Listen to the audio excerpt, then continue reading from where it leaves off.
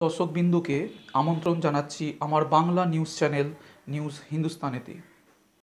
বন্ধুরা, চীনের rover জুরং selfie তুলল মঙ্গলে। একদিন আগেই মঙ্গল আকাশে মেঘের আনাগোনা ছবি পাঠিয়েছিল নাসার কিউরিওসিটি রোভারটি। তো এবার চীনের রোভার জুরং তুলে ফেলল একটা সেলফি। শুক্রবারই পাঠানো সেই নিজস্বীতে তার সোলার প্যানেলগুলিকে দেখা গেল ডানার মতন বিস্তৃত অবস্থায় রয়েছে। আর ক্যামেরা দুটি যেন চোখ। মঙ্গলের লাল মাটিতে তোলা তার সেই ছবি দেখে মুগ্ধ হলো মহাকাশ প্রেমীরা। চীনের মহাকাশ গবেষণা সংস্থা সিএনএসএ তাদের ওয়েবসাইটে ছবিটি প্রকাশ করেছেন। কেবল ওই ছবিটিই নয়, এর সঙ্গে জুরংয়ের পাঠানো আরও কয়েকটি ছবি প্রকাশ করেছেন।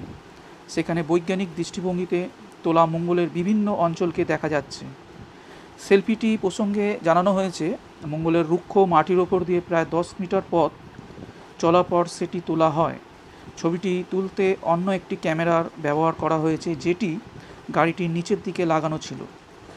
ছবি তোলার পরে তা ওয়্যারলেস সংকেতের সাহায্যে জুরংয়ের কাছে পৌঁছায়।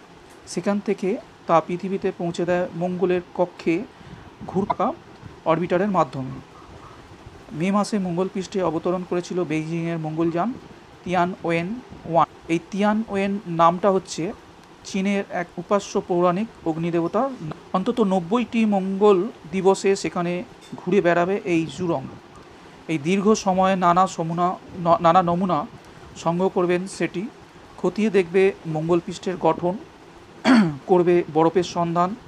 যদি কোনো গুরুত্বপূর্ণ বিষয়ে নজর আসে তবে সেটিকেও বিশেষভাবে পর্যবেক্ষণ করবে জুরং।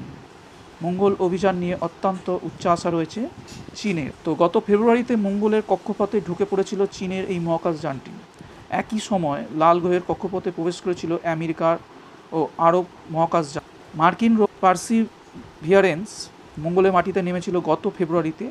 3 মাস পরে সেখানে অবতরণ করে চীনের এই রোবট। তো বন্ধুরা, চীনের মহাকাশে পাঠানো রোভার জুরং সম্পর্কিত কিছু তথ্য আপনাদের কাছে ভিডিওর মাধ্যমে আনলাম। ভিডিওটা ভালো লাগলে অবশ্যই লাইক করবেন, শেয়ার করবেন, সাবস্ক্রাইব করবেন। ফিরে আসবো আবার নতুন কোনো আপডেট খবরের মাধ্যমে। ততক্ষণের জন্য আপনাদের সকলকে অনেক অনেক ধন্যবাদ।